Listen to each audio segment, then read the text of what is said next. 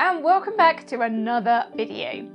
Now over on my Instagram page, I am regularly reminding my followers to keep an eye on their pensions. But with the same frequency, I get asked, when should I start a pension? Is this something I should be looking into? Retirement planning is a hugely important topic.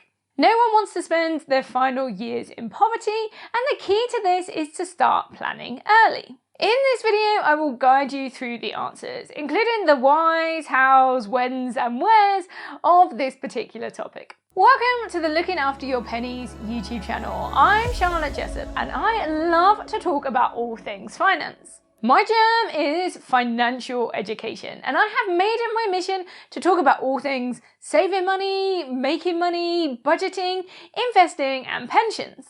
Today, I will be tackling the following topics. When should you start a pension? How do pensions work? How to set up a pension? How to find old pensions? And what can you do to keep your pension healthy? Now, before I jump in, I do need to do a quick disclaimer.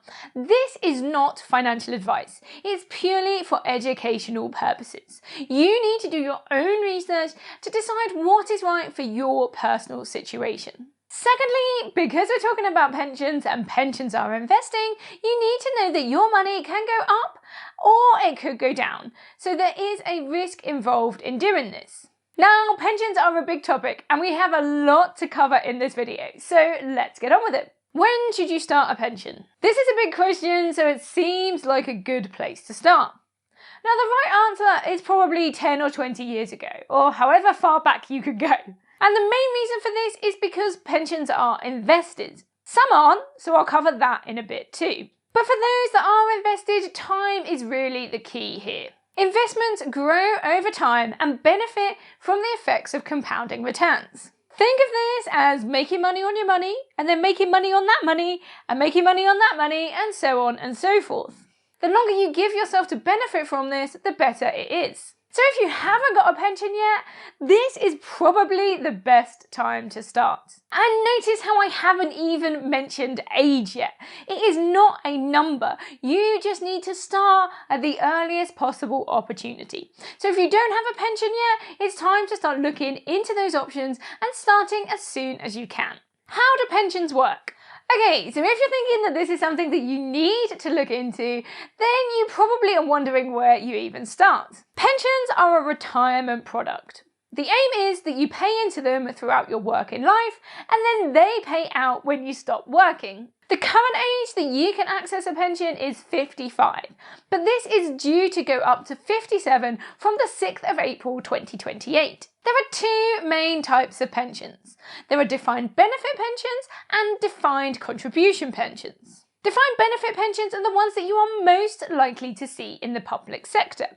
So think teachers' pensions and NHS pensions. But they're not limited to these sectors exclusively. So these are not about putting money into a pot that gets invested. Instead, they are about paying for something now that will give you a payout later. I guess it's more like a deferred subscription service. The amount you pay in will determine what you are offered back when you retire, and it will depend on your employer. In the private sector, it is more likely that you will have a defined contribution pension. It will be a pot of money that you and maybe your employer contribute to that is then invested on your behalf. You can set these pensions up yourself, for example if you are self-employed or if you want to have an additional pension outside your workplace pension. These pensions are called SIPs, which stands for Self-Invested Personal Pensions. Now, there are a couple of benefits to paying into a pension. The first is that you can get tax relief. The amount you get is determined by your income tax band. For basic rate taxpayers, this means that you will get an additional 25% topped up into your pension pot. Furthermore, if you are employed, then your employer will pay into your pension too. Effectively, this is like a pay rise or an additional amount of pay that will get paid out when you retire. How to set up a pension? In the UK, auto-enrolment was introduced in 2012.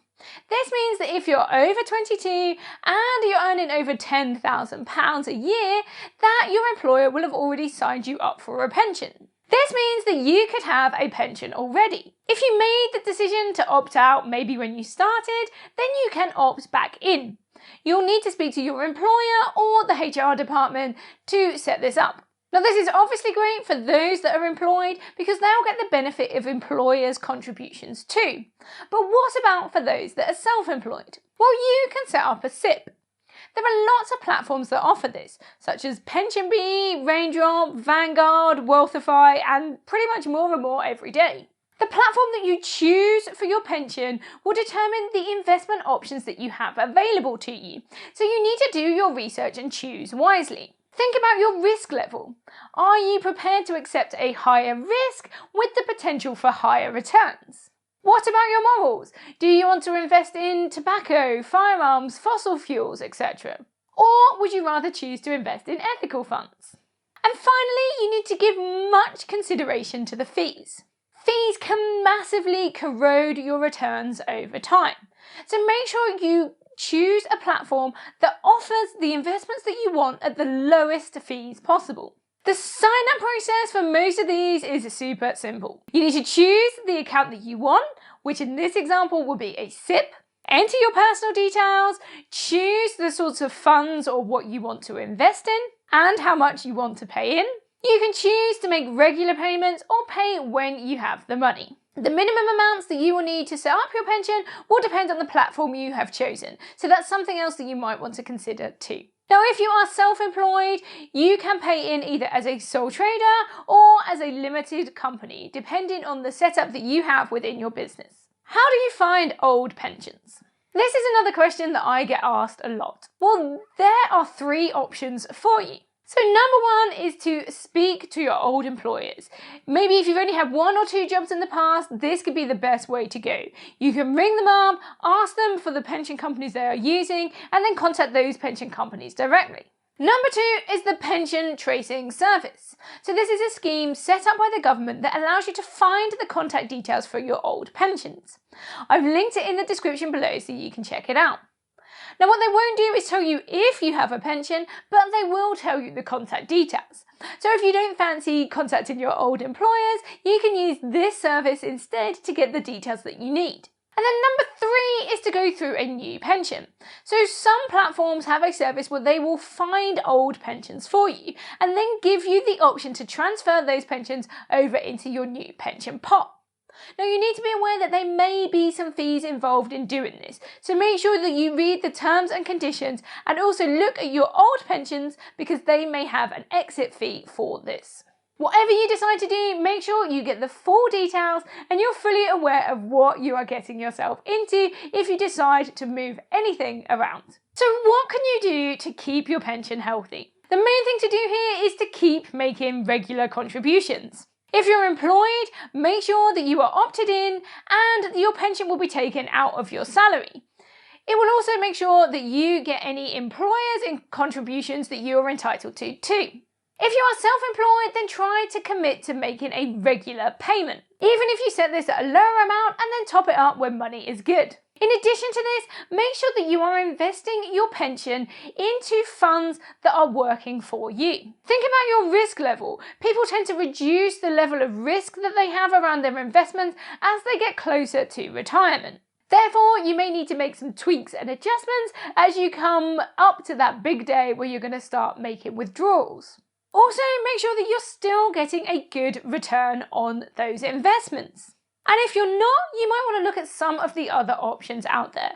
This could mean moving platforms or just switching it up and changing to some sort of other fund that is offered by your current pension provider. Now, this doesn't have to be something that you are doing weekly or monthly. Just once every 6 months to a year, sit down, check up on your pension and make sure that everything is still working as it should be. So there you go, lots of questions that I get regularly asked about pensions have been tackled in this video. I hope that you have something to take away from this today and put straight into action. Don't forget that I am regularly creating content on my blog, on my podcast, Confidence Counts, and on this YouTube channel too.